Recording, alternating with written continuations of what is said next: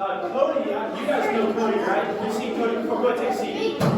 So Cody he helps us out a lot. He does all the tech, he does all the behind the scenes work. So everything that you see on the stage, like music-wise, that's Cody. And so he does so much to help us have a great time here. And so he's going to get to teach us today. So Cody can come on up, give him your eyes and your ears and your attention. Trust me, it'll be fun. All right? Awesome. Thanks for that. Well, something else that you guys don't know about me is that I'm kind of a little bit of a professional adventurer. Like so much so that National Geographic likes to follow me on my adventures and make documentaries about me. So there's some fabulous cinematography of me going on these adventures. You guys kind of want to see one? No. So you'll notice that I was a little more cliche back then. And right now I tripped over a tripwire and had caused this boulder to roll after me.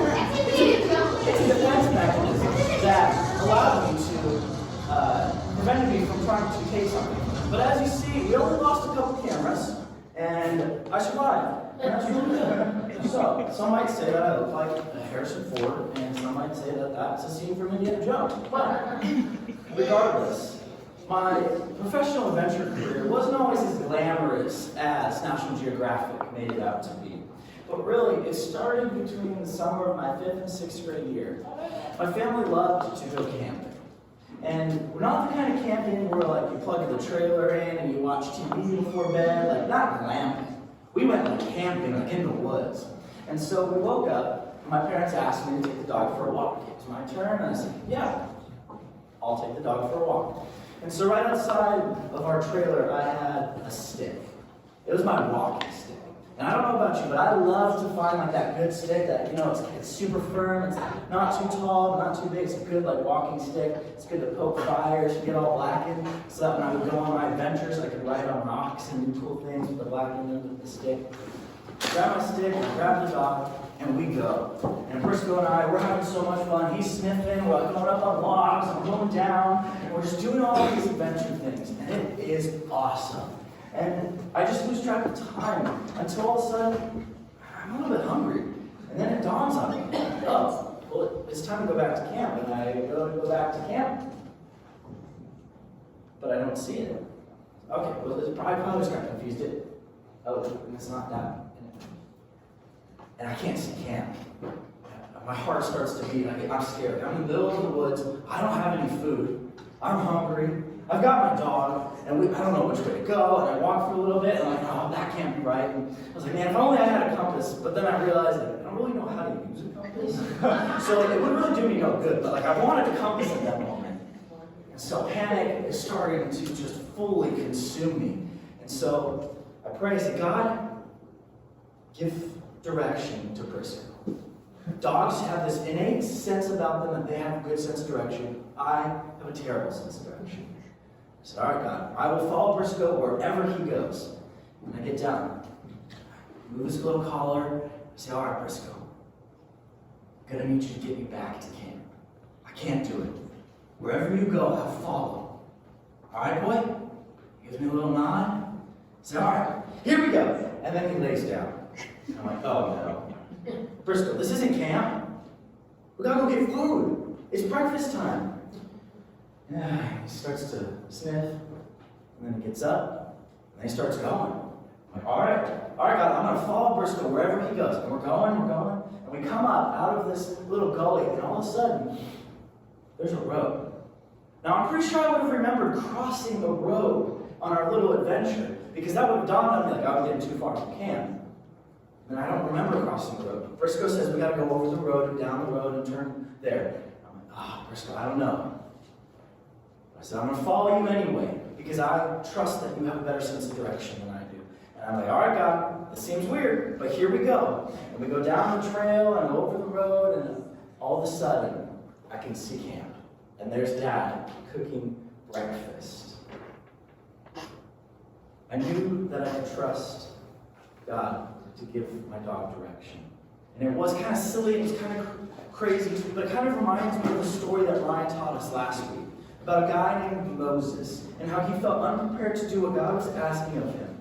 But because our God is so great and so strong, he gave Moses the strength and abilities to do what he was asking of him, even when he didn't feel like he was able to do so. And it's at this point in the story that things start to really look bleak for the Israelites. Pharaoh's treating them terribly. They're enslaved, and Pharaoh's just being like, man, you guys need to up your performance and up your game. And he's like, hey, I'm going to need you to make more bricks, but you don't get any straw. Like, seriously?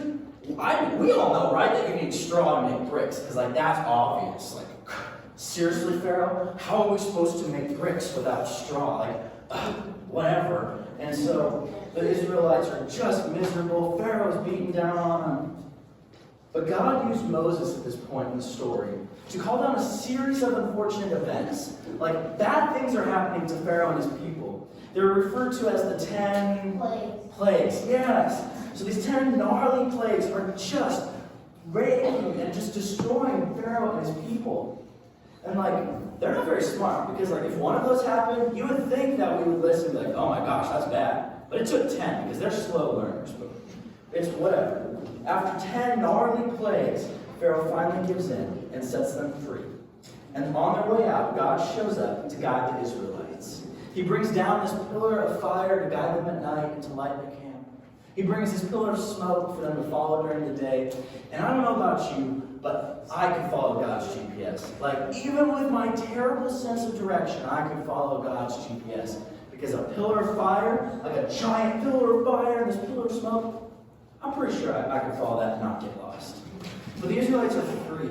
They have that sense of freedom. They're like, oh my gosh, finally we don't have to make any more bricks without straw, because that's so unreasonable. But Pharaoh's heart's changed. He realizes, like, all my workers are gone. What am I going to do? Who's going to make our bricks without straw? Like, this is ridiculous. Oh gosh, all right. 600 of my bestest men, come here, and your bestest chariots, come here. And he says, all right, go get them. We can't have this. We can't have them go. You need to go get them and bring them back. And so he sends them out. And Pharaoh's army, because they're the bestest and the fastest in the chariots, they catch up to the Israelites. And they have them pinned. And between the Red Sea and the army. So the Israelites, they're like, oh my gosh, we can't swim. We don't have any boats. And the Israelite army, they're coming in. Oh God, why? We could have just been in Egypt where we had food. No, we're in the wilderness. All hope is just lost. Okay, so I don't know about you, but I don't remember the last time that I was trapped between an ocean and an army. So it's going to be more like this. Your parents come to you, and they say, hey, I know you're a little bit young, but I think you're finally old enough to have your first cell phone. And I give it to you. We open the box, we look at it, and it's the bestest one. It's the biggest one with the mostest cameras. Like, it's the cell phone.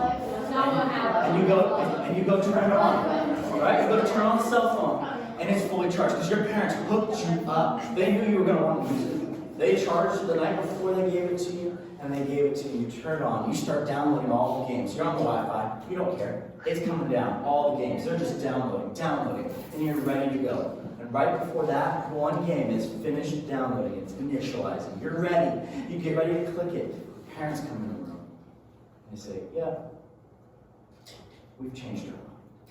We want the phone back. Oh, no. Confusion? Anger? Mom, that's not fair. You can't take my phone. You gave it to me. And that is where the Israelites are at right now. Just that feeling welling inside of them of just hopelessness. But the story doesn't end there. It continues on. So, all right, everyone grab your Bibles like this. All right? Put them on your heads. It's called sword drill. Ready? So here's how it works. You can't move until I say go, because that's cheating and we don't have cheaters, right? We don't cheat here. So the Bible's over your head. I'm going to say the verse, and you can't move that, can't move. I'm going to say the verse, and then when I say go, is when you can pull it down and find it. And this is how I'll know the winner. Ready? It'll be open to the verse, you'll have your finger on the verse, and your hand up. Everyone understand where we're at? All right. No moving. The verse is Exodus 14:21. Go. There's no way. Oh man, he got it. You're so fast. You got Page 33. All right, here we go. All right, keep turning there if you're not there yet, but it's on page 33. Oh. Here we go. It reads, Then Moses stretched out his hand over the sea, and the Lord drove the sea back by a strong east wind all night, and made the sea dry land, and the waters were divided. And the people of Israel went into the midst of the sea on dry ground, the waters being a wall to them on their right hand and on their left. The Egyptians pursued and went in after them into the midst of the sea, all Pharaoh's horses, his chariots, and his horsemen. And in the morning watch, the Lord in a pillar of fire and of cloud looked down on the Egyptian forces, and threw the Egyptian forces into a panic, clogging their chariot wheels so that they drove heavily. And the Egyptians said, Let us flee from before Israel, for the Lord fights for them against the Egyptians.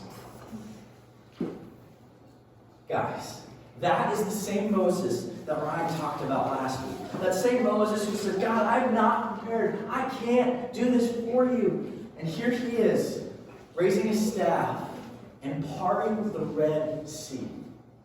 Now, I went ahead and tried this at home, like in my bath, last time I took a bath. And I was trying to just move the water around a little bit without touching it, raising my hand, and it didn't really work. And it so much didn't work that this morning when I was showering, I got in a little too soon and it was still cold. And I was trying to stop the cold water, trying to find a place that the water wasn't hitting, and it was just freezing cold on me. I couldn't even stop that water. And I'm sure Moses, he swam his fair share of rivers. He's had his fair share of baths. And he knows how unreasonable this sounds, right? Like moving an entire body of water? That can't happen. Like, that is crazy. But Moses took a step of faith and courageously trusted God and went for it. You see, whether it's trusting a prayer that your dog will lead you back to camp or parting an entire ocean, God calls us to live courageously by trusting Him no matter what. And trusting God courageously might look different for each of us. For some of us, it might be telling our friend about Jesus at lunch or inviting them to church. For others of us, it might be stopping the conversation when people start to make fun of another person. And it's not going to be easy. Because it's so much easier to sit there and be like, yeah, have you seen what so-and-so's wearing? Like, oh my gosh. It's so much harder to live courageously and say, hey, we're not going to talk about them like that. Because that's not showing them love and caring for them. But we're going to instead invite them over to our lunch table to sit with us. Living courageously looks different for each one of us. As we get ready to go to small groups, be thinking about where you feel God is moving you to be more courageous. Let's pray. Dear God, thank you so much for allowing us to come here and to learn about your word today. God, you're so mighty and so awesome that we just pray that you can come into our hearts and help us live courageously for you. God, it's in your holy name.